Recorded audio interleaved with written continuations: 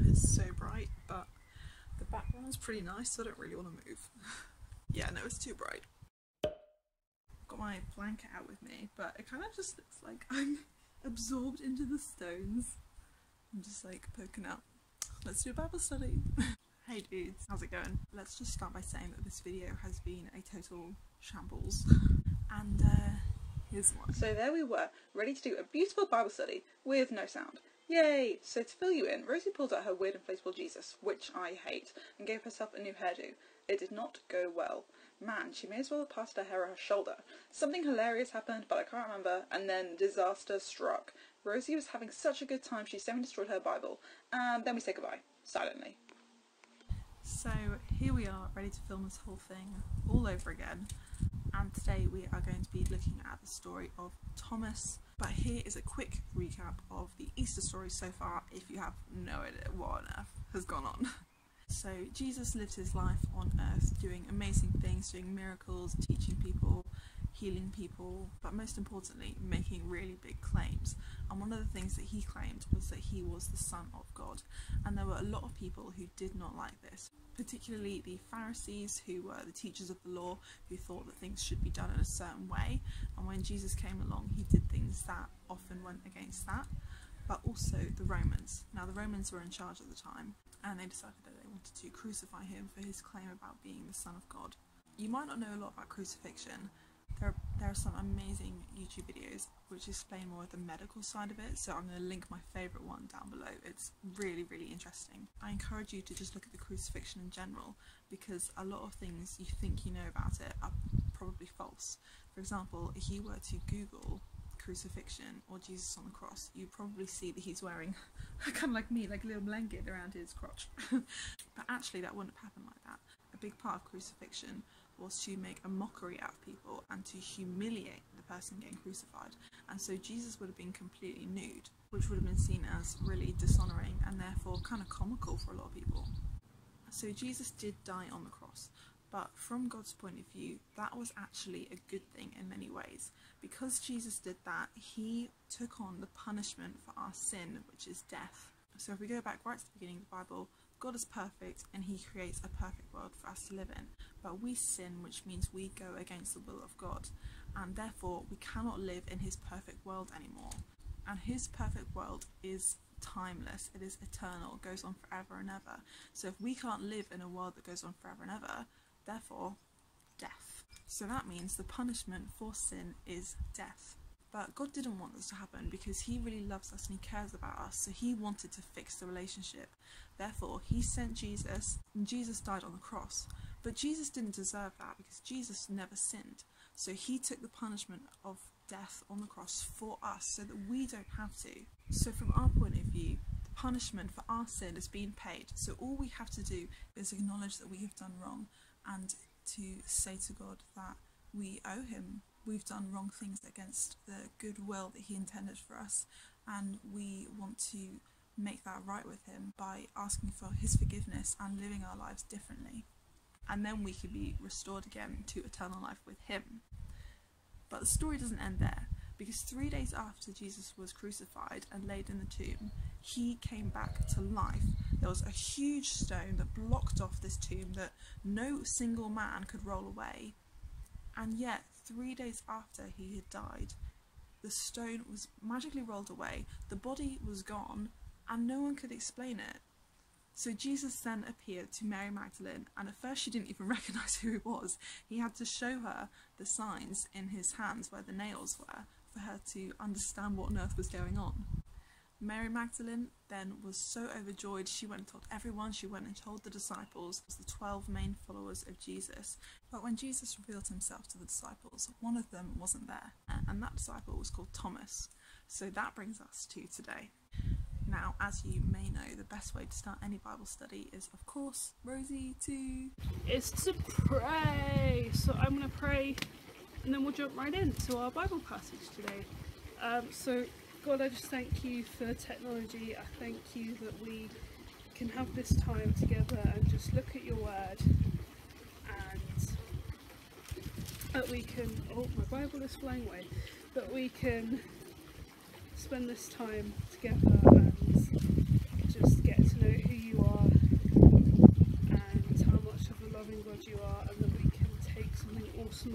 study today. In Jesus' name, amen. So let's read. Jesus appears to Thomas. Now Thomas, called Didymus, one of the 12, was not with the disciples when Jesus came. So the other disciples told him, "We have seen the Lord." But he said to them, "Unless I see the nail marks in his hands, and put my finger where the nails were, and put my hand into his side, I will not believe it." A week later, his disciples were in the house again, and Thomas was with them. Though the doors were locked, Jesus came and stood among them and said, "Peace be with you." Then he said to Thomas, "Put your finger here, see my hands. Reach out your hand and put it into my side. Stop doubting and believe." Thomas answered him, "My Lord, my God." Jesus said to him, "Do you believe because you see me? How happy are those who believe without seeing me?" In his disciples' presence, Jesus performed many other miracles which are not written down in this book, but they have been written in an order that you may believe that Jesus the Messiah is the Son of God, and that through your faith in him we may have life. There are two passages in this chapter that really jump out at me.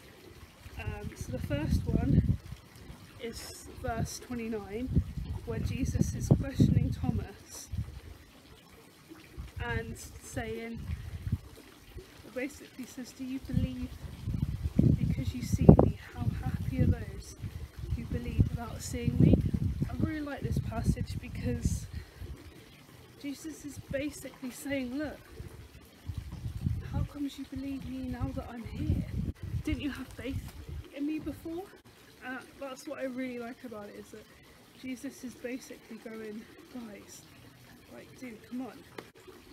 And I think this is one we can apply to ourselves and to the world and to many other people, to just everyone in the world. We as Christians, we can go and tell people about God, we can tell people about the gospel and all this cool stuff, but there will be some people out there that will still question it and still be like, well, I don't believe until I actually physically see. And Jesus is basically saying here, look, all you need to do is have faith in me. My next favourite passage, and you can just see my lips, is right towards the end of verse 31, where it basically talks about the fact that Jesus is the Messiah and the Son of God, and that through your faith in him you have life. I absolutely love this passage because it's basically a good reminder for us to say that, look, through the Son of God Jesus we are here, we have life, we're alive. Because of him we're able to be here and do really cool things, and that's what I love about that passage. It's just a good reminder for us as to why we're here and why we have life. So Gemma, what jumped out at you? The thing that jumps out to me, and that has always jumped out to me about this story, is that most people don't know Thomas by the name Thomas. Most people nowadays refer to him as Doubting Thomas, and I just think that is so awful and so sad, because put yourself in Thomas's shoes. If all your mates had just come up to you and said that someone you knew and loved and followed had just come back to life, you would think they were drunk, you would think they were crazy, you would think they were delusional, you would think they were in denial, you would think they're just having a laugh and like trying to make fun of you. I am Team Thomas here. This is really weird. It sounds like Thomas the Tank Engine.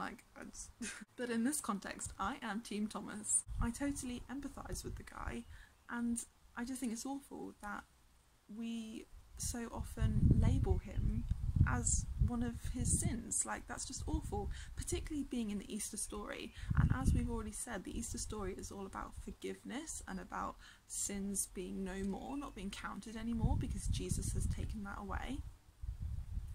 So how sad that in the Easter story so many people decide to label Thomas, when doubting is something that we all do all the time on some kind of level. As soon as Jesus appears to them in the room, how does Thomas react? Thomas says, "My Lord and my God." So immediately he's acknowledging who he is, and he's completely stunned that he's here. He finally believes. And I think just from his verbal response, we can at least have a pretty good idea that he regretted ever doubting Jesus. But frankly, whether we knew if he asked for forgiveness from that particular sin or not is not right for us to judge other people, as I'm sure we all know. And so I think this kind of label of doubting Thomas needs to go. The swacken. Oh, I'm telling you, the words aren't coming out today. The second question to ask yourself is, do you have any questions about the passage? So, Gemma, do you have any questions about this passage? I don't so much have questions about this, but I have noticed something that I've never really noticed before. So in verse 26 it says, "A week later his disciples were in the house again and Thomas was with them. Though the doors were locked, Jesus came and stood among them. Peace be with you." So that's when he reveals himself. That is a whole week. So from Thomas's point of view, he said to all of his fellow disciples, "I'm not going to believe it till I see it." And for that whole next week, he must be thinking, well, yeah, I was right then, because where is Jesus? He's not here, is he? See, you were lying, you were making this up, you know, you were making false claims. So I guess a question maybe to you guys, why do you think Jesus made him wait that long? Why didn't Jesus just immediately appear to him? I think it was probably, at least partially, to be used as a teaching point, to give Thomas time to really think about it and judge where he was going to put his faith. Was it in something that he saw, or was it in a man who he's seen countless times do so many amazing miracles? So if my Lord and my God has done so many amazing miracles, including raising other people from the dead, why can't he raise himself? But also, what a shocking way to find out. So for one thing, he's had to wait a whole week, but for another thing, Jesus didn't just, you know, gently tap him on the shoulder and say, "Hi, it's me," or appear from the distance. He just came and stood with them all in a room that was locked and just declared, "Peace be with you." I don't think Thomas was feeling very peaceful when he heard that. Thomas is in total shock. When Thomas says, "My Lord and my God," we can read that in a state of amazement. "My Lord, my God, this is fantastic," and rejoicing.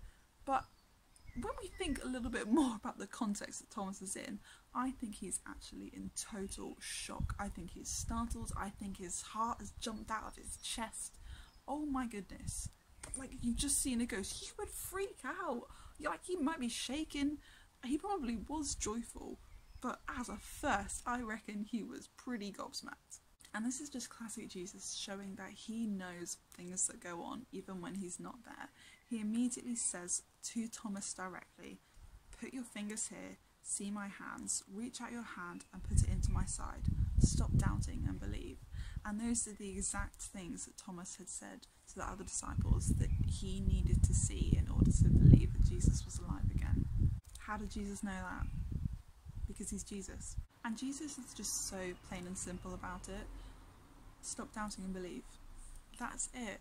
He doesn't take this opportunity to label Thomas as a doubter. He doesn't take the opportunity to give him a really harsh lesson and be really firm with him. He's totally gentle. Now that doesn't mean that he's not honest. He is honest. Stop doubting. I know you've been doubting. Stop doubting and believe in me. But there's no cruelty about it. He's not rubbing it in. There's no, "haha, I told you so." It's just plain and simple. And the only way that Thomas can respond is just in total awe. "My Lord and my God." It speaks for itself. So the third and final question that we can ask ourselves is, how can we apply this to our lives today? So Rosie, tell us what you think. I really sort of talked about how we can apply this last verse to our lives. It's just a gentle reminder, really, or maybe just remind ourselves as to why we're here. In the final verse it says, "Believe in Jesus." Now a lot of people seem to use that as an answer for how to get to heaven. You could probably ask anyone, "Oh, if you're a Christian, how do you get to heaven?" "Oh, you have to believe in Jesus." There's more to it than that. The words "believe in Jesus" kind of just mean, oh, you got to believe he existed. To say that you believe Jesus existed is the bare minimum of having a relationship with him, and that's not enough to have an eternal relationship with him. Here, when it says "believe in Jesus," that is a really powerful and big thing, because if you believe in Jesus in your heart, it doesn't just mean belief that he existed. It means belief in him, belief in what he stood for, belief in what he said. That means that you believe every single thing he said was true. You believe that he was the Son of God. You believe that he came back to life to save you from your sins. You believe that you need his forgiveness. You believe that he loves you and he cares for you and he knows you. And what comes from that belief is an outward way of living. No one who truly believes those things can go about and have a life where you think about yourself and you do things that only benefit you, and you forget to look upwards and think about who created you, who created this world, who's got a plan for your life. You can't claim to fully believe in Jesus and not be living for him. So this is a really, really big thing. So that's a question for you guys at home. Do you ever say, I believe in Jesus? And if you do, what do you mean by that? So the next thing we're going to do is a worship quiz, and you guys can do this at home. Woohoo! So on the screen and links below there's going to be a short quiz, and this quiz is going to tell you what kind of worshipper you are. And that doesn't mean going and bowing at some altar which is completely golden and you've got your eyes closed and your hands together and you're really praying hard. It's not about that. Worship is about how you outwardly in your life show that you love Jesus and that you put him at the forefront of your life in everything you do. So I think you should pause this video, take the quiz and come back, and it will only take about 5 minutes. There are about 15 questions. You'll need your answer for the next part of this video. Doodle. Do, do, do. Okay, great. So welcome back. We are going to just go through those 4 things really briefly. Now, if you actually have done the quiz, then you'll get a way better, more detailed description of the kind of worshipper you are and what that means. But we are just going to quickly summarize some of those things, including the strengths that you have, the kind of overview, but also the kind of weaknesses that that particular worship style might have, and some things that you might need to think about changing in order to just improve. So if you are the sage type of worshipper, that means you are a thinker and a planner, you really value wisdom, and those things are all fantastic. But with that, sometimes that means you might come across as a little bit unfeeling. So what you might want to do is just try and break some rules a little bit, get out of your routine, and don't be afraid to show emotion. So if you're a prophet, you value knowledge and going out to serve. You're a doer. Just make sure that you don't get too involved out there in the world that you forget about your inner life. If you are a lover, like Rosie and I, then that means that you base a lot of your faith and relationship on God in feelings and prayer and music, and those are all wicked things, but you might need to be careful not to emit a kind of holier than thou vibe. And by that we mean don't act like you're better than other people.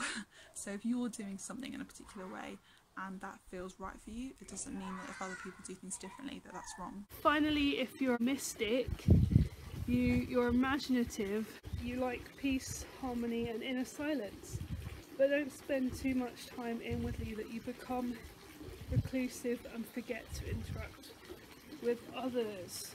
So Rosie and I have thought of 4 different response activities, one for each style of worshipper, that might just help you connect with the passage a little bit more and what we've learned, and just really mull over and let it sink in. So if you are a sage worshipper, pick a verse from the passage that jumps out at you. Look it up in a few different translations. We recommend using the Passion, the Message and the New King James. You can easily just search the verse in Google, or if you've got Bibles at home, feel free to use those.